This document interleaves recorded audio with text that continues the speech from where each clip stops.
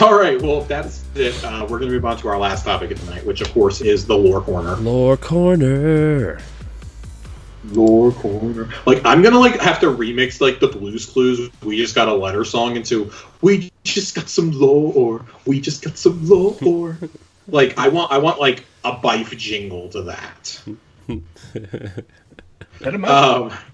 Guys, if you remember last week, we talked about Zavala. We talked about the Traveler's Chosen sidearm. Talked about maybe some faith in Zavala's going away. Before we dive into the lore, Colonel, have you done the Traveler's Chosen quest yet? I have. Okay, good, because we're about to fully spoil the fate of two of our planetary vendors this week and the others in subsequent weeks. This week we're going to talk about Sloane and Asher and what our favorite cantankerous Vanguard members are up to right now. Not really going to dive into too much of what they did before all this. I guess we'll start with Sloane. Sloane, we really don't know a whole lot about her history. We know that she helped build the wall with Zavala and with Saladin, and with Shax, excuse me. She kind of reflects on that a little bit in these lore passages. But I want to bring up the actual final lore book that we get, Sloane Ryastard.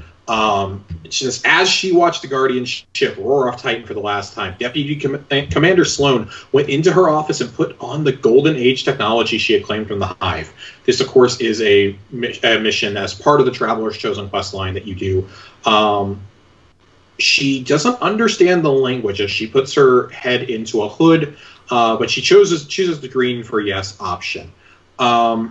We find out this is a power suit. It's kind of like the Metroid armor in a lot of ways. It's kind of like Samus Aran's armor. The suit blocks light, though. And it's basically attaching itself to her. And as she walks outside, she describes it. It's from her point of view that it's almost like Titan is driving the invaders off. It's trying to drive the pyramids away herself. And the Hive start charging her, and she rips them apart, and the suit amplifies her laughter, her battle cry. And she basically charges towards the Hive like she is a one-woman army left on Titan.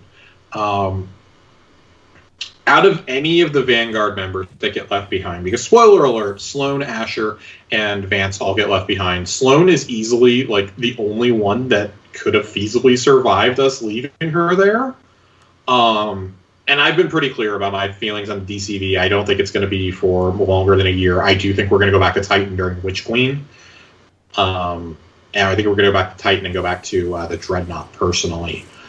I really want to see, because they've said that when we go back to destinations, they're going to be changed. And I really wonder how this specific lore entry is going to change that. We're not really going to talk lore this week, I guess. We're going to do more of speculation, like what we think is going on here. It's pretty clear, though. Sloane, I almost called her Samus. Sloane has a power suit, and she's just going to fight the Hive with her bare hands. She doesn't have the light inside the suit, but she does say maybe she can learn to control the arc energy through the suit, but it's going to take some time. Asher, on the other hand, because he has no hand. It's a robot hand. I hate you so much. Asher's is much more ominously named Asher Conclusion. As Asher here watched his assistant's ship tear into orbit for the last time, it occurred to him that he had not expressed how truly satisfactory he had found some of their work. Asher did actually like us deep down inside. Let that sink in. He likes the Guardian. Briefly entertains the thought of leaving a letter, but there were others more deserving of his thoughts. He's right back to being a dick. And if he worked in descending priority, he may never make it to the assistant, which would defeat the purpose of the exercise completely. Instead, he went to the Pyramidion. The Vex are not born, yet not created. Desired to understand this conundrum brought Asher to Io. He reasoned the pyramid with its alien resources as an unknowable power had likely come for the same purpose. The dark ship sought to take the secrets of the Vex for itself, but Asher had staked his claim and was prepared to defend it. Basically, Asher goes to the gate of the Pyramidion, and the Vex responded as he knew they would. He was prepared. He kills them all on the plates, proceeds inside like we do, destroys the first 100 Vex, then the second. A Minotaur roars into the being before him, and he crushes its radiolorian core in his metal fist. Climbs forward over their crawling limbs and slips into the cooling ropes of their dead fluid. Asher swallows a mouthful of blood and keeps moving. And the Vex are watching him. They're just watching him do this. And they're shuddering, twitching even, as Asher walks by them. He has this just ability to walk by them, and it's likely because of his metal arm. It's because of his Vex arm that he has. He passes, like, they recognize him that, wow, he just killed like 300 of our people, and he also has a piece of us in him. Like, he's worthy to pass, essentially. He comes to the Radiolorian Lake. He looks up where the sky should be, finds another impossible shape, another contradiction. He sees the lake lapping gently at the metallic shores. And it ends with the man reached up to the lake with his metal arm, and then he reached up with his arm of flesh. He reached with both, and he brought the lake down. Basically, Asher destroys the Pyramidion here to keep the darkness from learning the secrets of the Vex. We'll learn in Beyond Light if he was successful or not, because there are a lot of Vex on Europa that we've been seeing in the gameplay snippets lately. I'm not entirely sure that he succeeded. And if we go back to Io, I was sharing this speculation with a friend, or rather he shared it with me, and we kind of emphasized it and drew on it a little bit. What if you come back and Asher is completely Vexified at this point and is the new boss of the Pyramidion Strike when they redo it? I mean, I could see that. He's just been, like, driven mad. Yeah. I could totally see that, because they've changed bosses before. Mm-hmm. Like, you have the option to play, like, the classic version or the new version. Or it could just be randomized in the playlist, right? That's like true. It was in, That's true. What, Destiny 1 had a lot of that. Like, you just get forced to play the new one as part of a quest chain or something, and then after that it's randomized. Yeah. They do that, like, the sometimes from the menu you can select, like, the heroic version of, like, a mission, but if you do, like, the playlist, it's, like, the other version. But and also... it's worth it. They did this in Rise of Iron with the what do you call it? The Sivified enemies. Mm-hmm. Mm-hmm. So... Yeah, you could do something like that. That's it. It's a real short, sweet, to the point lore corner. We're going to talk Anna over the next 2 weeks. That kind of demands 2 episodes. Just as a quick preview, we're going to do Anna. We're going to talk Anna, Elsie, and Clovis Bray over the next 2 weeks. Going to find a way to divide those up. And then after that, we will finally get to one I've been wanting to do literally since we started this show, which is the Trials of Osiris lore and the fate of Brother Vance, the final part of the Exodus quest line. After that, then it's just kind of filling out the major players from this year and leading into Beyond Light. We're going to do the Drifter and the Dredgens. We're going to do Saint 14. We're going to do the seasonal lore, and I think we're going to do Fall Grandma too. Yeah. So yeah, that has been Lore Corner, and with that, back to you, Corey. Lore Corner. Oh no. We just got some lore. We just got some lore. I think that's worse than any dad joke I've ever told on this show or through the Twitter account. It's not. It's absolutely not. I think it's End of Hero. Do we just need a ghost that looks like Blue? It's just Blue's head. That would be disturbing. Oh man. Well, I think that's going to do it for Tower Casuals. A jam-packed episode. It was keep saying every week, like, oh, we're gonna have a guest on, and we're not gonna have a whole lot to talk about, and then like, well, we wouldn't have had this week, but they decided to do Ghosts 2.0. They decided to have a conversation about if they were or were not being bought out, and if they could legally talk about it. So that's so funny, man. Remember when we started this show? We were like, you know what? This is gonna be like a nice little half-hour show that we do on at night. It's been an hour and a half every episode for the last 5 episodes, I think. Yeah, well, it wouldn't be a boss rush we show without it being longer than like you expect it to be, So. But yeah, one last note before we get out of here. With it coming to Game Pass this week, anybody who wants to jump in and play on Xbox, you do have access to the expansions as well as Beyond Light. I do not believe Traveler's Chosen is locked behind the season. I think that's a quest that's available to everybody. I definitely recommend going and doing it if you are either returning or if you are brand new. It's kind of the perfect intro quest to the universe in a lot of ways. Mm-hmm. It's a better New Light quest, I think, than New Light itself is. Yeah. So even though everything that you do is on planets that are going to go away and activities that are going to go away, it's a great nostalgic trip. You'll see a lot of veteran guardians out there, and you'll get some of the coolest loot I think they've ever given out. You'll finally get a masterworked mind benders, and you'll get an awesome sidearm. Yeah.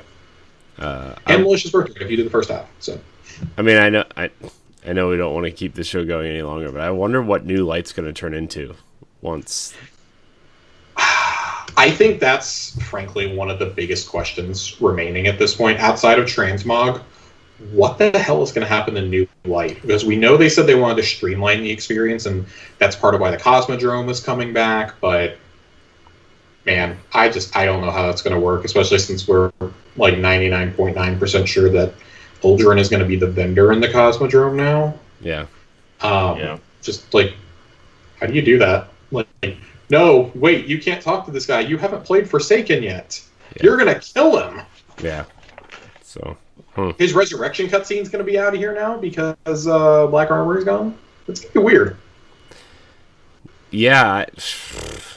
I don't know. Maybe tack it on to the end of the Forsaken campaign.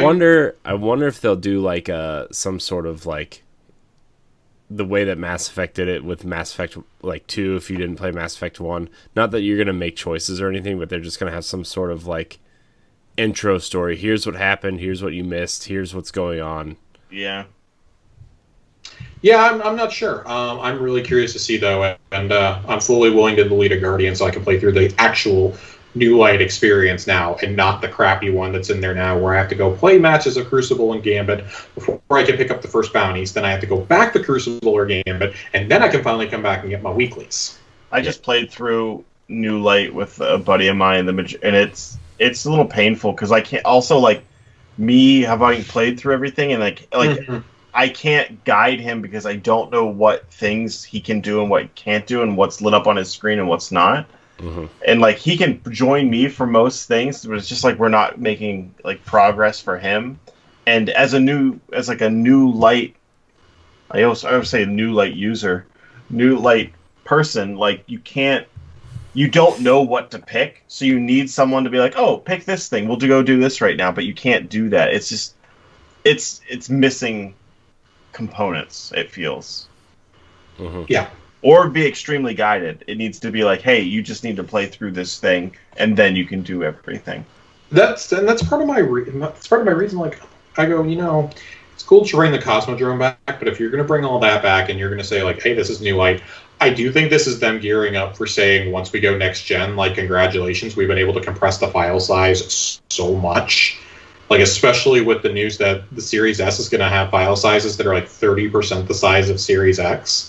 We already know Series X was going to be a little bit more compressed. Like, damn, just bring all the planets and all the campaigns back next year or something once it goes next gen and just be like, congratulations, here you go. You can play through the entire story from Destiny 1. Yeah. Yeah. From Destiny 1 through the Witch Queen. Like, how incredible would that be? Like, 100 story missions, all these adventures. I would probably start a new game, like a new character just to do that, honestly. I would not. I would. Mostly because I have a third slot open. I say that knowing full well that I would absolutely go play the Taken King campaign again. Those are my favorite campaign missions they've ever done in these games. Especially the one where like you're climbing the old tower in the Cosmodrome trying to get Cade's stash. Yeah. That's a really cool one to me. Do you remember that one mission in the Cosmodrome where you have to fight to that one ship that's like docked off to the side, and when you go there, like you and your ghost have that moment where he's like, "Oh, remember all the cool things we did together?" Yeah. Some crazy.